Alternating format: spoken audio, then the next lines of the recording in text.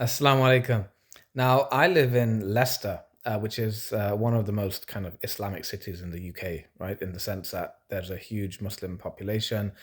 We have lots of madrasas, lots of Muslim schools, and I myself have worked in the Muslim school sector for around 10, 5 to 10 years, where I've been an assistant head. I've been a staff governor, and I've been a teacher, and even running madrasas. So I've seen a lot of Muslim kids, and I've worked in homeschool communities, and I've been a tutor for 20 years. So I've seen a lot of Muslim kids, right? And this was before I was a parent, okay?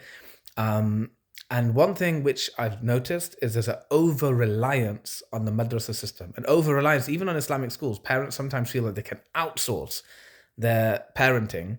Oh yeah, put them in a Muslim school, that sorts out the deen. Put them in madrasa, that sorts out the deen. Sorry, it doesn't work like that, right? And when I was a parent myself, when I became a parent myself, right, and that's when I realized how hard it is. So look, I am not here to preach and say, I'm holier than thou. No, no, no, right? I struggle with my kids, every single day. It's difficult, it's challenging. It's at times you just feel like you're not good enough, right? I get that completely. But here's the beautiful thing. I've discovered over the years that there's these little micro habits, right? And I'm going to just give five. There's more than this, right? But there's five micro habits. They're really simple. They literally take minutes each. Some of them don't actually take any extra time at all because you're already doing something else. And some of these micro habits, if you instill them in your family life, in your parenting, especially as a father, right? If you're a mother listening to this, it's applicable to you as well. They can have massive impact, and they're more important, honestly, they're more important than hours of madrasa every day, right? So here are the five. The first one is something which I've already done a separate videos about, the traffic madrasa. Every day when you're doing the school run, right, you've got, some of you have got, for some people, you're blessed like me, it's just a short 5 minute drive. For others, it's, I've had madrasa, school runs for 20 minutes, right? So that's a long time when you're in the car with your child, right?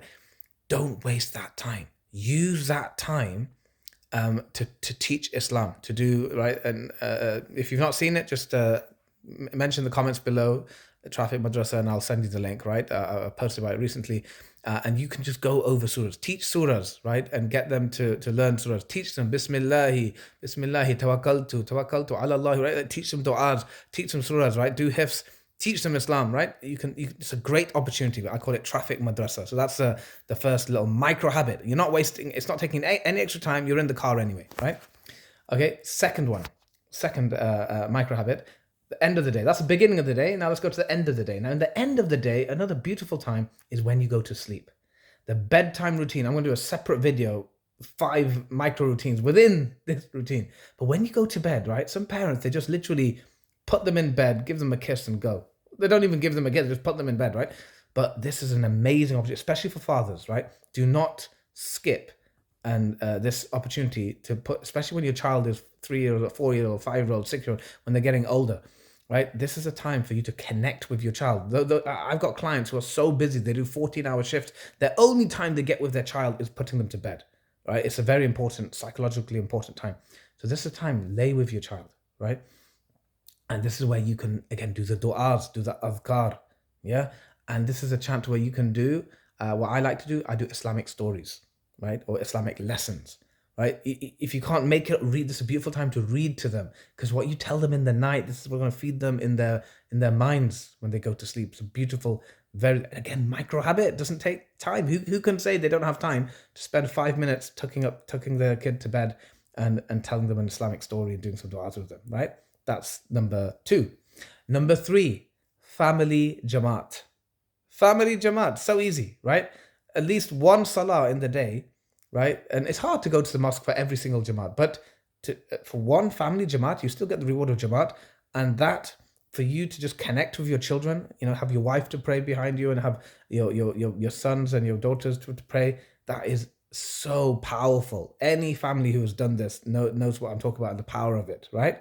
And now, just to make it so easy for you, the next 2 micro habits, I'm going to connect it to this. So once you do the family jamaat, after the family jamaat finishes, do a family dua, right? Kids don't know how to make dua. You have to model it.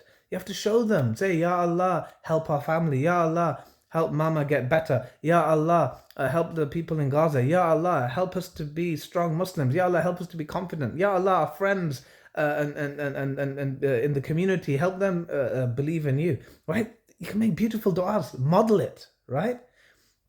And then 5, I'll do another one connected to this. You're still here, you're still doing your family Jamaat, it's still less than 5 minutes. Do a family ta'aleem. What does ta'aleem mean? Like a dars, family dars, right? Like the Tabligis, for example, they say, they read Fada'il A'mal, right? They like to read that book. It doesn't have to be that, it could be Riyadh al-Salihin, it could be anything. It could be, in fact, I encourage you to pick something which your kids enjoy, something exciting, something enjoyable, and just do a little dars, right? Just a little lesson, right? You can even get AI to help you again.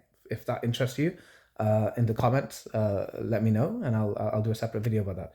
But there they are, 5 micro habits. Number 1, before the traffic madrasa. Number 2, the bedtime routine. Number 3, the family Jamaat. Number 4, connected to family Jamaat, do a family dua. And number 5, do a family dars. Right, all this, they're just a few minutes each. So no excuse, you definitely have the time. And these things, they create rhythms, right? And remember what the Prophet ﷺ said, the best of deeds is that which is consistent, even if little. These are little things, but wallahi, they build and they create a culture. They create a culture which is stronger than any type of outsourcing, no, I'm not saying, by the way, I'm not saying don't send your kids to madrasa. I'm not saying don't send your kids to Islamic schools. That's a separate discussion. But what I am saying is that you have to create rhythms and traditions and family ritual. These are family rituals which can build a culture of faith and love of Allah and love of the Prophet ﷺ, and shows you that as a family, this is what's important to you. All right. I hope you share your reflections, share your comments, share this video if you found this useful. Assalamu alaikum.